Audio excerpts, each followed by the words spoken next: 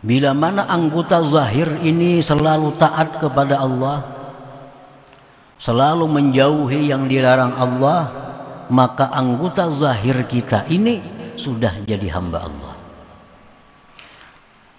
Nah, bila mana batin kita ini ridha dengan yang ditetapkan Allah, maka batin kita pun sudah jadi hamba Allah. Jadi lengkap sudah kita, hamba Allah zahir dan batin. Ini sudah manusia yang sempurna.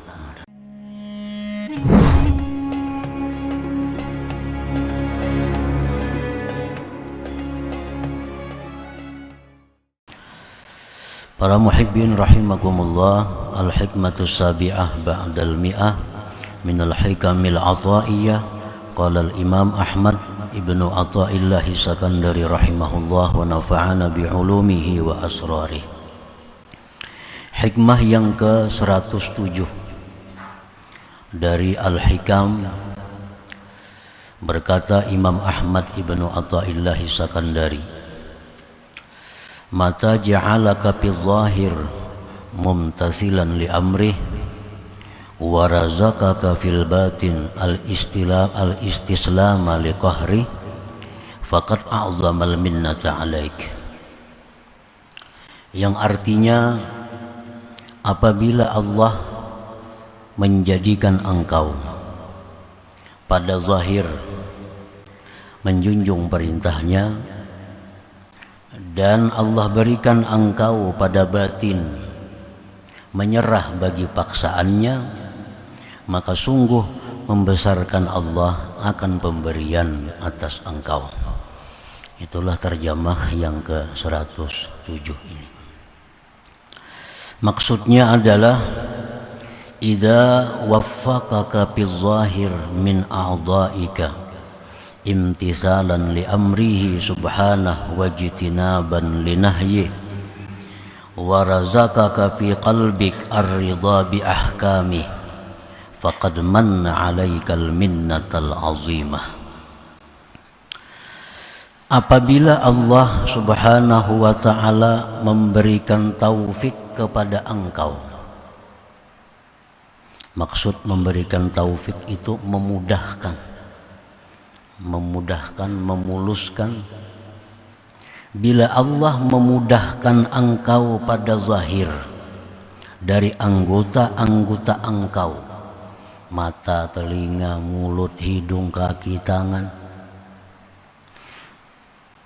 menjunjung bagi perintahnya subhanahu wa ta'ala, menjauhi bagi yang dilarangnya. Jadi Allah mudahkan semua anggota ini untuk menjunjung perintah Allah. Tidak ada halangan untuk taat kepada Allah, baik lewat mata, telinga, mulut. Urusan taat mudah. Nah, urusan-urusan yang dilarang Allah mudah menjauhinya. Apabila Allah berbuat demikian kepada kita, dimudahkan taat, dimudahkan menjauhi maksiat, ditambah lagi Allah berikan di dalam hati kita ridha dengan hukum-hukum Allah, maka sungguh Allah telah memberikan nikmat yang besar atas engkau. Bahkan huwa min a'zamin ni'am, bahkan itu adalah termasuk paling besar nikmat yang diberikan Allah kepada kita.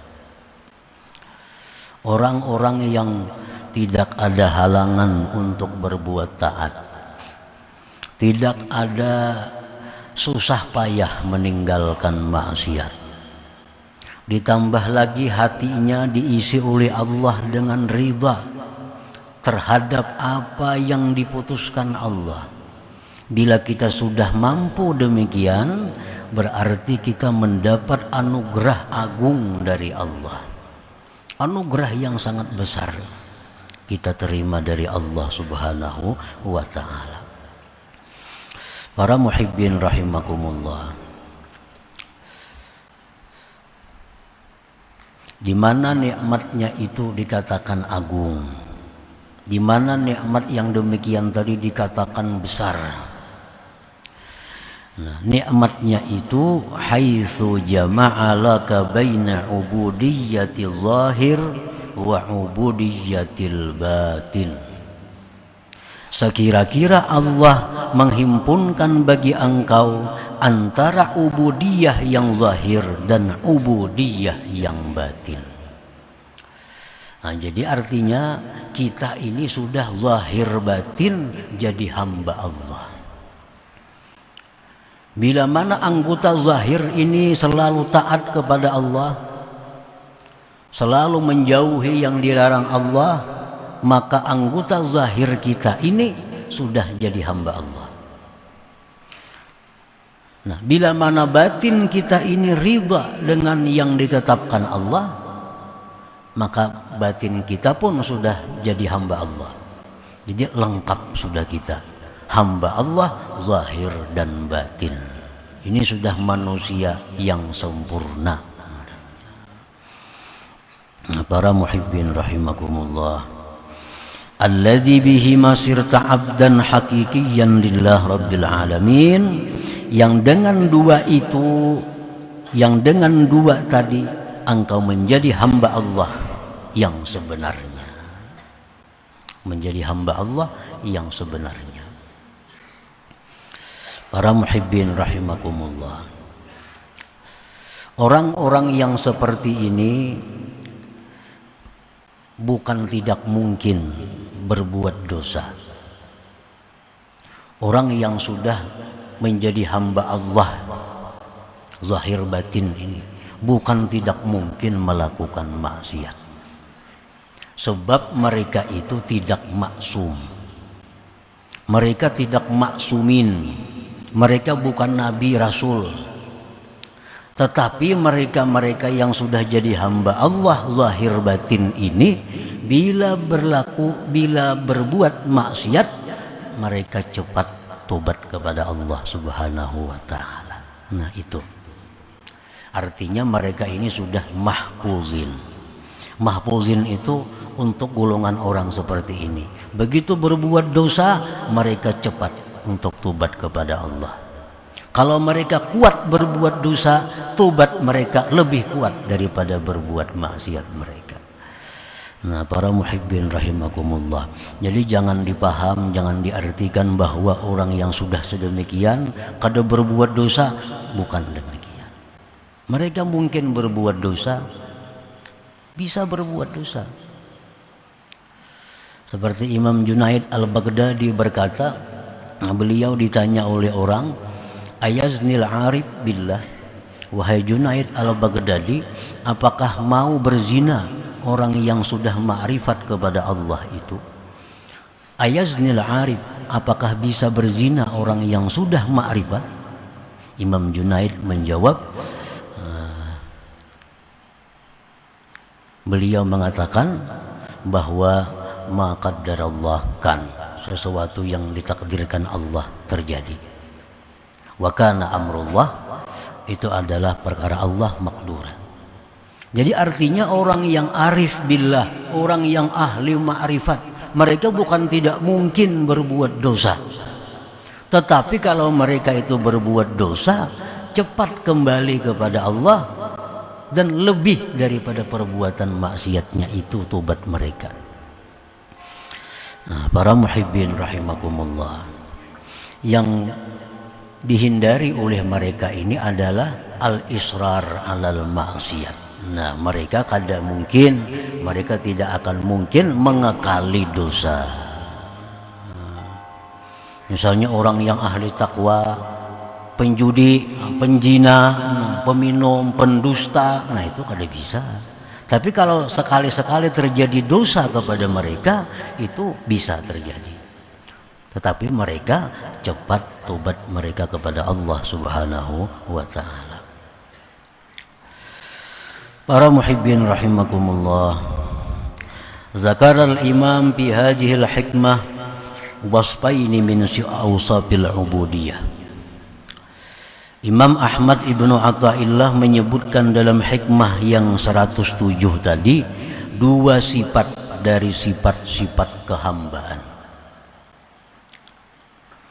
Al-awwalu, yang pertama, imtitsalu amri wajtinabu nahyi, menjunjung perintah Allah, menjauhi larangan Allah. Itu merupakan sifat seorang hamba.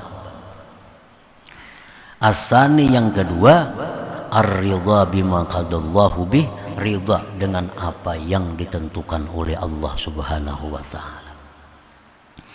Pengertian ridha dengan apa yang ditentukan oleh Allah ini secara umum dan secara khusus. Secara khusus maksud di sini adalah kita ridha dengan apa yang telah ditentukan oleh Allah mengenai hukum-hukum yang diwajibkannya, perkara-perkara yang dilarangnya, perkara-perkara yang dibolehkannya, perkara-perkara yang dibencinya. Nah, kita ridha dengan demikian itu. Allah mewajibkan ini, kita ridha. Allah melarang ini, kita ridha. Allah mengharuskan ini, kita ridha. Allah menghalalkan ini, kita ridha. Nah, secara khusus itu yang dimaksud dalam hikmah yang ke-107 ini. Secara umum ridha dengan hukum-hukum Allah seperti ridha dengan musibah, ridha dengan lain-lain, itu secara umum. Tapi yang dimaksud di sini adalah ridha dengan apa yang dihukumkan oleh Allah tentang taklif seorang manusia, seperti wajib, haram dan lain-lain tadi. Allah mengharamkan umpamanya riba. Nah, kita riba, kita setuju, kita kada keberatan. Nah, riba itu diharamkan oleh Allah. Nah, ini maksudnya.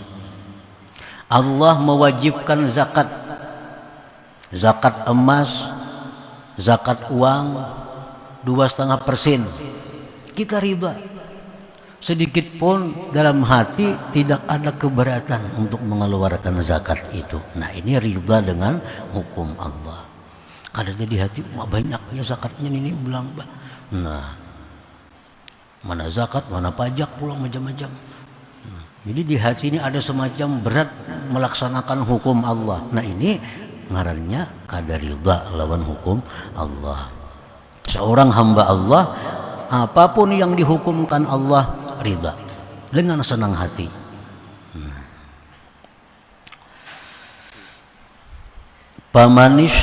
Pamanim tasala awamirah wajtanaba nawahiyah walakin lam yarda bihukmillah fahuwa min jumlatil munafiqin alladzina tajammalu linnas bidhawahiril islam wa qulubuhum sakhitah lam tarda bidzalik.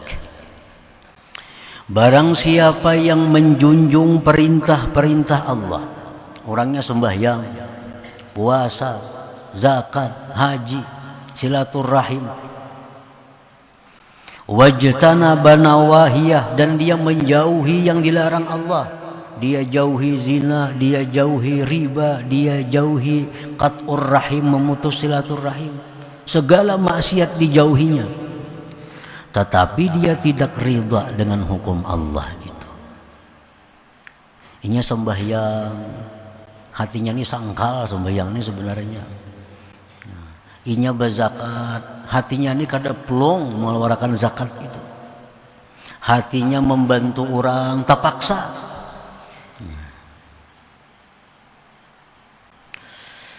Nah, orang seperti ini bahwa min jumlatil munafikin, dia tergolong orang-orang munafik.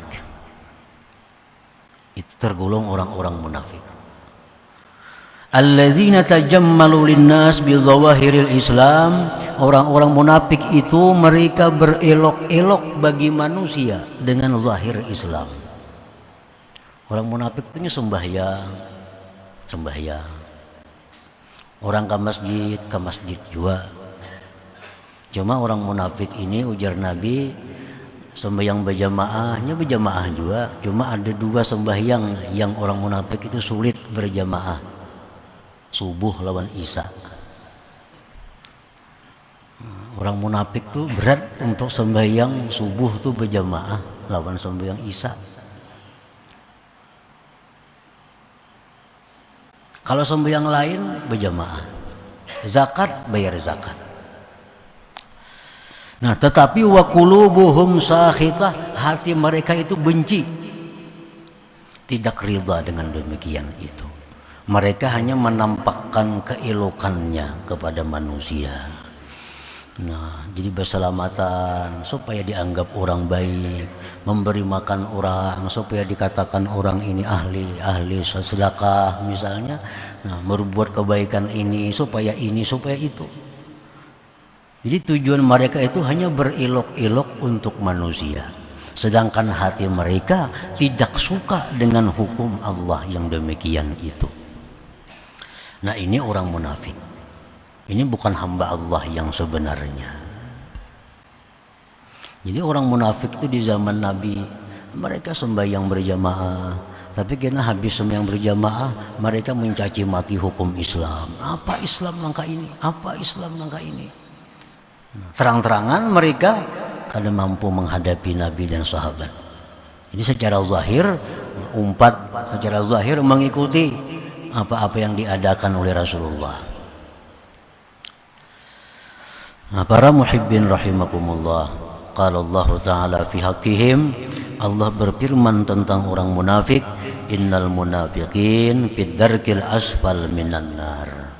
Orang-orang munafik itu, sesungguhnya orang-orang munafik itu pada dasar yang paling bawah dari neraka mereka itu. Orang yang bayar zakat tapi tidak ridha hatinya. Orang yang sembahyang tapi tidak ridha hatinya dengan kewajibannya. Ini orang munafik. Dan orang munafik ini diancam oleh Allah, innal munafiqin fid darkil asfal minan nar. Orang munafik itu di dasar yang paling bawah daripada neraka jahanam, lebih berat daripada Yahudi, lebih berat daripada Nasrani. Di dalam kitab tafsir Al-Qurtubi disebutkan bahwa neraka itu ada 7 lapis. Nah, ada sirat, titian. Nah, sesudah manusia ditimbang amal, mereka akan melewati titian yang disebut dengan sirat. Di bawah sirat itu lapisan neraka yang paling atas disebut dengan jahanam. Nah, jahanam ini penghuninya adalah Muhammadiyun al-asun, umat Nabi Muhammad sallallahu alaihi wasallam yang ahli maksiat, yang tidak diampuni oleh Allah dosanya. Jadi begitu umat Nabi Muhammad yang ahli maksiat ini gugur dari titian, itu langsung ke permukaan neraka jahanam.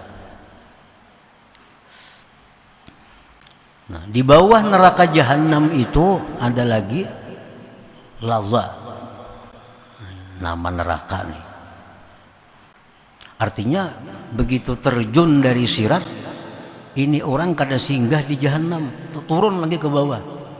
Nah, ada neraka yang namanya Laza.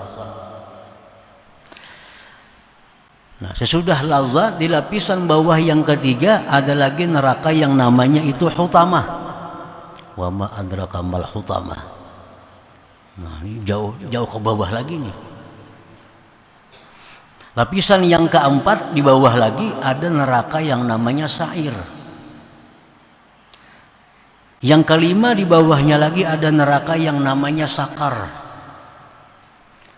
Ini terjunnya itu melewati satu babak neraka itu bukan pendek, ada yang 1000 tahun. Ada sampai 60.000 tahun. Nah, lapisan yang ke-6 ada neraka yang namanya Jahim. Yang paling bawah neraka itu adalah neraka yang namanya Hawiyah. Nah, inilah tempatnya orang-orang munafik ini. Orang yang hanya pada zahirnya menampakkan Islam, tetapi hatinya tidak ridha dengan Allah dan hukum-hukum Allah Subhanahu wa ta'ala. Nah, para muhibbin rahimakumullah. Jadi orang munafik ini semua ditamuinya neraka jahanam dirasainya. apalagi lazat dirasainya, sakar dirasainya, sampai diam kayaknya di bawah sama sekali daripada neraka itu. Nauzubillah min zalik. Nah, orang yang melakukan perintah Allah, menjauhi larangan Allah, tetapi hatinya tidak ridha dengan demikian, termasuk golongan orang-orang munafikin. Wa manidda'ar ridha billah wa bihukmillah. Dan orang yang mengaku ridha dengan Allah, mengaku ridha dengan hukum Allah, walam yamtasil awamirah, tetapi tidak menjunjung perintah Allah, walam yajtanib nawahiyah, tidak menjauhi yang dilarang Allah. Ini orang ini mengaku ridha dengan Allah. Raditu billahi rabba, aku ridha Allah itu Tuhanku. Nah, di mulutnya mengaku Allah ridha sebagai Tuhannya, ridha dengan hukum-hukum Allah, tetapi tidak menjunjung perintah Allah. Sembahyang maka kada, puasa kada, walam yajtanib nawahiyah, dan tidak menjauhi yang dilarang Allah. Fahuwa min jumlatil kadzibin 'ala Allah subhanahu, maka mereka itu termasuk orang-orang yang mendustai Allah subhanahu wa ta'ala. Mendustai Allah. Bapak ada setuju nyatanya apa yang diperintah Allah kada dilaksanakan, yang dilarang Allah diperbuatnya. Para muhibbin rahimakumullah, kenapa dikatakan dusta? Mendustai Allah. Nah, li'anna man radhiya billah wa hukmih, li'anna man radhiya billah wa bihukmihi imtasala awamirah wajtanaba nawahiyah bin syirahi sadr. Karena orang yang ridha dengan Allah, ridha dengan hukum Allah, dia akan menjunjung perintah Allah, menjauhi larangan Allah, bin syirahi sadar, dengan lapang hati. Nah, dengan lapang hati.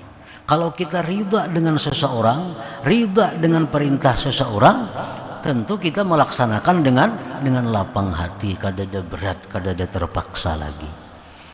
Nah, para muhibbin rahimakumullah,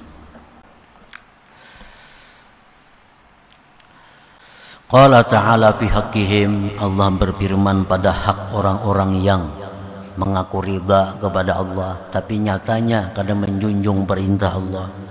Allah berfirman, wa yaumal qiyamati taral ladzina kafaru taral ladzina kadzabu 'ala Allah wujuhuhum muswaddah alaysa fi jahannama maswad lil mutakabbirin. Pada hari kiamat kamu lihat orang-orang yang mendustai Allah, wajah mereka itu hitam. Wajah mereka itu hitam. Bukankah neraka jahanam itu tempat bagi orang-orang yang sombong? Nah, mengaku ridha lawan Allah, nyatanya kadang menjunjung perintah Allah. Mengaku ridha dengan hukum Allah, nyatanya melanggar yang dilarang oleh Allah. Nah, ini di akhirat Allah menyatakan wajah-wajah mereka itu engkau lihat hitam, dan mereka menjadi penghuni api neraka jahanam. Nah, para muhibbin rahimakumullah, fal abdulillahi haqqan man imtasala awamirah wajtanaba nawahiyah wa radiya billah wa bihukmihi wa qada'i. Seorang hamba Allah yang sebenarnya, orang yang menjunjung perintah Allah, menjauhi larangan Allah, dan ridha dengan Allah dan hukum serta ketetapan Allah subhanahu wa ta'ala. Nah, itulah orang-orang yang disebut Abdullah haqqa, hamba Allah yang sebenarnya. Nah, oleh karena itu tadi Imam Ahmad ibnu Athaillah menyebutkan bahwa apabila Allah Ta'ala sudah memudahkan kepada kita menjauhi yang haram, Allah mudahkan kita melakukan yang wajib, perintah-perintah, Allah beri dalam hati kita ridha dengan Allah, maka sungguh kita telah mendapat nikmat yang besar dari Allah Subhanahu wa taala. Karena kita menjadi hamba Allah yang sebenarnya. Jadi kada setengah-setengah mengambil. Kalau mengambil di menjunjung perintah aja, menjauhi larangannya, tapi kada ridha, macam orang munafik. Ridha dalam hati kepada Allah, kepada ridha, nyatanya kada sembahyang, mendustai Allah Subhanahu wa taala. Nah, jadi junjunglah perintah Allah, laksanakan perintahnya, kita jauhi larangannya, dan hati kita itu ridha, setuju dengan demikian itu. Para muhibbin rahimakumullah, para ulama suluk menjelaskan, menerangkan bagaimana caranya supaya kita ini bisa melakukan apa yang diperintah Allah, menjauhi yang dilarang Allah dengan ridha itu. Nah, mereka berkata salah satu caranya adalah meyakini di dalam hati, seyakin-yakinnya bahwa apa yang Allah perintahkan kepada kita itu pasti membawa kebaikan untuk kita dunia dan akhirat. Setiap yang dilarang oleh Allah itu pasti, sangat pasti akan merugikan, mencelakakan kita dunia dan akhirat. Nah, supaya kita bisa melaksanakan perintah dengan ridha, bisa menjauhi yang haram dengan ridha. Kita meyakini bahwa bila Allah menyuruh ini, pasti itu ada kebaikan untuk kita dunia dan akhirat. Bila Allah melarang ini, pasti dalamnya ada racun, dalamnya ada bahaya untuk kita dunia dan akhirat. Nah, para muhibbin rahimakumullah, kita ambil contoh satu, misalnya sembahyang, salat. Allah memerintahkan kita sembahyang ini 5 kali sehari.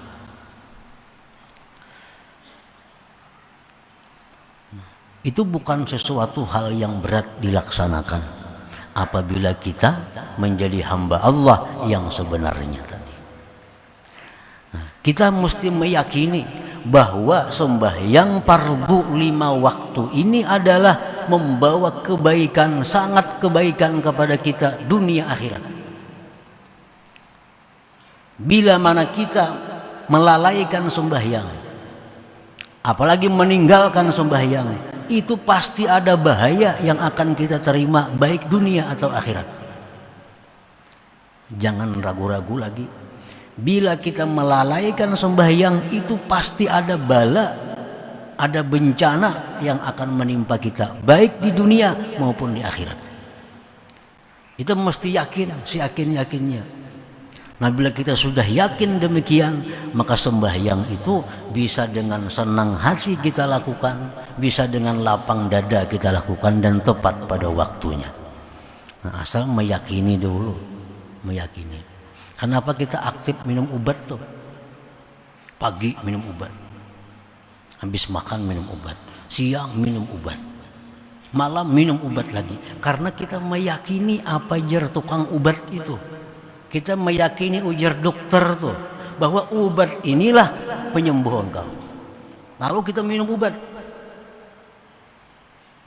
Nah, kita khawatir obat habis. Kemana-mana sedia obat. Hendak musafir, siapakan obat. Karena kita begitu yakin bahwa obat ini sangat bermanfaat untukku. Nah, andai kata kita meyakini sembahyang seperti meyakini obat itu, niscaya sembahyang kita tepat waktu. Niscaya sembahyang dengan lapang, dengan tenang, dengan senang hati. Kita minum obat terpaksa, kada terpaksa minum obat, bahkan bayar. Kenapa? Karena kita meyakini sembahyang gratis. Sembahyang gratis. Kenapa kita malas? Kenapa kita di luar waktu? Karena keyakinan kita kurang terhadap sembahyang itu. Nah, itu contoh.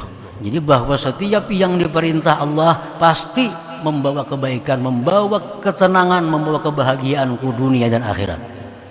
Dan bila mana yang dilarang oleh Allah itu pasti sudah akan membawa celaka, akan membawa binasa. Nah, jadi bila yakin itu kita kada sulit meninggalkan riba, meninggalkan zina, meninggalkan macam-macam hal yang haram karena kita yakin bahwa ini akan membawa bencana kepada kita. Nah, para muhibbin rahimakumullah. Nah, itulah kurang lebihnya hikmah yang ke 107 ini. Selanjutnya hikmah yang ke 108.